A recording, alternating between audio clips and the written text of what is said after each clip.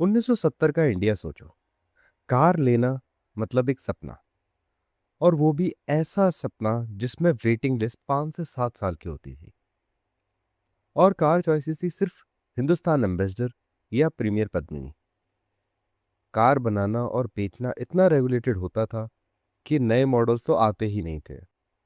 Licence राज का जमाना था भाई। गवर्नमेंट के बिना कुछ नहीं होता था। कंपटीशन नहीं था तो कोई इनोवेशन भी नहीं होती थी।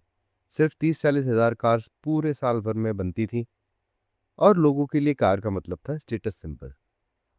कुछ लोग तो स्कूटर के लिए भी बुकिंग करते थे जब उनका बच्चा पैदा होता था, ताकि शादी के टाइम तक वो मिल जाए।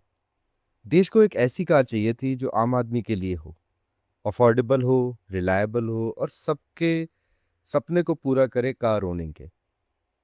और यहीं से शुरू होती है हमारी कहानी। एक छोटी सी कार जो आगे चलकर एक रेवोल्यूशन बन गई। हमारी कहानी शुरू होती है संजय गांधी के साथ, पीएम इंदिरा गांधी के छोटे बेटे, यंग, एम्बिशियस और full of ideas. Sanjay Gandhi उस टाइम पर यूके में रह रहे थे, और वहां पे ही रॉल्स रॉयस में ट्रेनिंग कर रहे थे। यूके में जो काम मिनी कूपर ने किया था, वही चीज वो इंडिया में करना चाहते थे, और डिसाइड किया कि इंडिया के लिए पीपल्स कार बनानी है, जो सस्ती हो, सिंपल हो, और इंडियन मिडिल क्लास के लिए बनी हो। 1971 में मारुति लिमिटेड नाम की एक कंपनी को रजिस्टर किया गया। गराज में प्रोटोटाइप भी बनाया, और उस प्रोटोटाइप में उन्होंने ट्रायम्फ मोटरसाइकिल का इंजन यूज किया। ये 650 सीसी का इंजन उस गाड़ी को पावर देने के लिए लगाया गया, बट जब टेस्टिंग की गई तो वो फेल हो गई। लेकिन संजय गांधी ने गिव अप नहीं किया।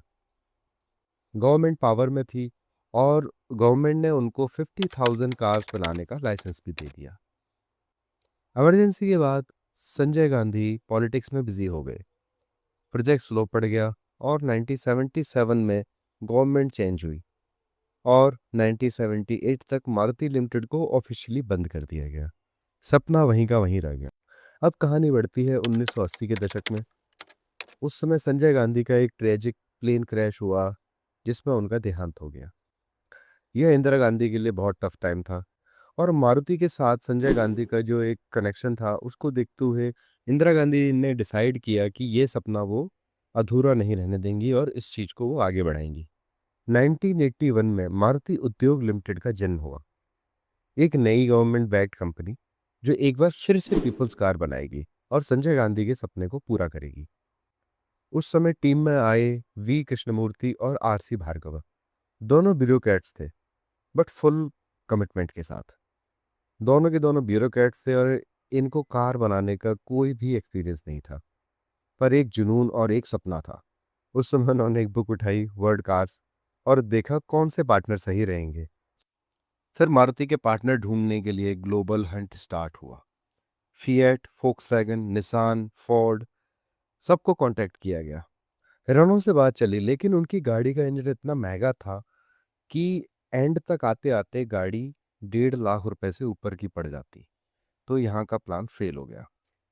फिर आखिरकार 2 अक्टूबर 1982 को सुजुकी के साथ डील फाइनल हुई, और उनके पास सिर्फ 14 मंथ्स का टाइम था इस छोटी गाड़ी को बनाने का और मार्केट में लॉन्च करने के लिए।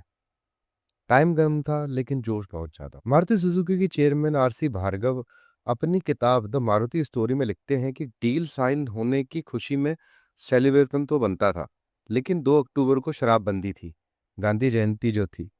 फिर क्या, अशोका होटल में एक कमरा बुक किया गया, और न जाने कहां से शैंपेन की बोतल मंगवाकर खोली गई। मजा आ गया ना सुनकर। इंटरेस्टिंग बात यह है कि उस टाइम पर जापान की डायहात्सु के साथ डील ऑलमोस्ट फाइनल हो गई थी, और उस समय ओसामू सुजुकी को एक बहुत बड़ी अपॉर्चुनिटी दिखाई दी, तो वो ये चांस मिस नहीं करना चाहते थे। मारुति की टीम टोक्यो भी गई और ओसामू सुजुकी से मिली, और फिर ये डील उस टाइम पर फाइनल हुई। ओसामू सुजुकी की केमिस्ट्री काफ़ी अच्छी बैठी थी। सुजुकी ने कहा, हम मॉडर्न टेक्नोलॉजी भी देंगे और इन्वेस्टमेंट भी। यह एक गेम चेंजर स्टेप था। 1982 में एग्रीमेंट साइन होने के साथ ही लेजेंडरी मारुति सुजुकी का जन्म हुआ, जो कि आज भी मार्केट पे वन साइडेड राज करती है। नहीं, मारुति स्टोरी में जितना बड़ा कंट्रीब्यूशन संजय गांधी का है, उतना ही बड़ा योगदान ओसामू सुजुकी का भी है। ओसामू सुजुकी ने इंडिया के मिडिल क्लास को कार के सपने को रियलिटी में बदला। उनके इस जॉइंट वेंचर को जापान में काफी लोगों ने क्रिटिसाइज किया, पर ओसामू सुजुकी एक विजनरी थे और उन्होंने देखा कि क्या फ्यूचर है, और इस चीज को उन्होंने प्रूव भी किया। आज इंडिया में 40% से ज्यादा मार्केट शेयर खाली मारुति सुजुकी होल्ड करती है। सुजुकी ने इंडिया में सिर्फ पैसे नहीं लगाए, प्लांट्स नहीं बनाए, उन्होंने अपना कल्चर भी दिया, डिसिप्लिन, सिंप्लिसिटी और इक्वालिटी। मैनेजर हो या वर्कर, सब एक जैसी यूनिफॉर्म पहनते हैं और एक ही कैंटीन में खाना खाते हैं। उन्होंने बोला दिसंबर 14, 1983 तक कार लॉन्च करनी है। संजय गांधी का जन्मदिन है, सिर्फ 20 महीने थे, लेकिन मारुति सुजुकी ने ये इम्पॉसिबल टास्क को पूरा किया। दिसंबर 14, 1983, गुड़गांव प्लांट में एक वाइट कलर की छोटी सी कार तैयार थी। इंदिरा गांधी ने कीज खुद हरपाल सिंह को, इंडिया के पहले मारुति 800 के मालिक को, सौंपी। इमोशनल मोमेंट था। इंदिरा की आंखों में आंसू थे। एक माँ का सपना पूरा हो रहा था। 47,500 रुपए की थी ये कार। माइलेज बहुत जबरदस्त, साइज कॉम्पैक्ट और डिजाइन मॉडर्न। लोग दीवाने हो गए थे। मात्र कुछ वीक्स के अंदर 1 लाख से ज्यादा बुकिंग आ गई थी। लोग 3 से 4 साल वेट करने को तैयार थे। जब डिमांड सप्लाई से ज्यादा हो जाए तो ब्लैक मार्केटिंग के केसेस भी सुनने को मिले। लोगों ने प्रीमियम पर गाड़ी बेचना शुरू कर दी और डिमांड इतनी ज्यादा हाई थी कि लोग 40% तक ज्यादा देने को तैयार थे। मारुति 800 ने कार को मिडिल क्लास के घर का हिस्सा बना दिया। ये सिर्फ एक कार नहीं थी, ये एक इमोशन बनी। मारुति 800 के लॉन्च होने के साथ से ही मानो ऐसा टाइम आ गया था कि अब स्कूटर का जमाना खत्म हो गया है।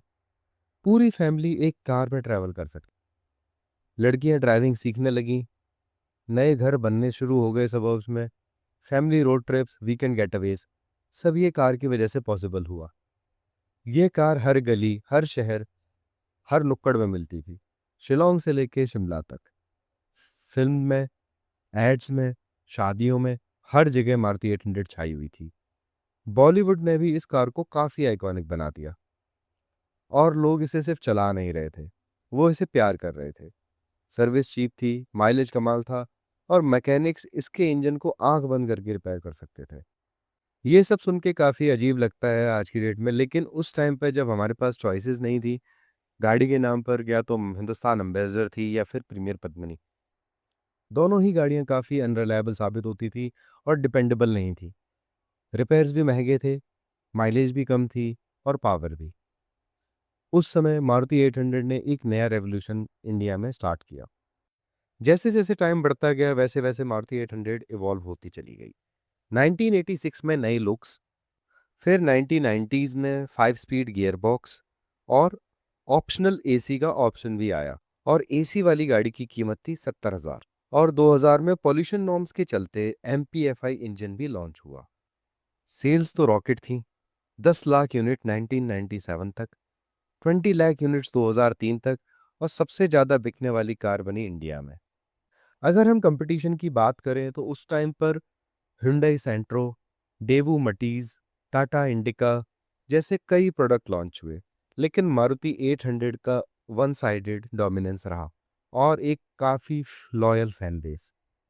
27 सितंबर 2000 में लॉन्च हुई ऑल्टो, और धीरे धीरे 800 की जगह ऑल्टो ने ले ली। 2010 में BS4 नॉर्म्स के आने के बाद मेजर सिटीज में 800 का प्रोडक्शन बंद हो गया, पर छोटी सिटीज में डिमांड अब भी बहुत ज़्यादा हाई थी। मारुति ने एक्सपोर्ट पे भी अपना हाथ आजमाया, और 800 के एक्सपोर्ट 1987 में स्टार्ट हो गए थे। पास के साउथ एशियन देशों को एक्सपोर्ट करने के बाद मारुति ने यूरोप तक में एंट्री मार दी थी। इंटरेस्टिंगली वेस्टर्न यूरोप के कुछ मार्केट्स में कोटास की वजह से मारुति ब्रांड नेम से ही इस गाड़ी को सेल किया गया। कहीं भी सुजुकी का नाम मेंशन नहीं होता था, ताकि जापान ओरिजिन कोटा से बचा जा सके।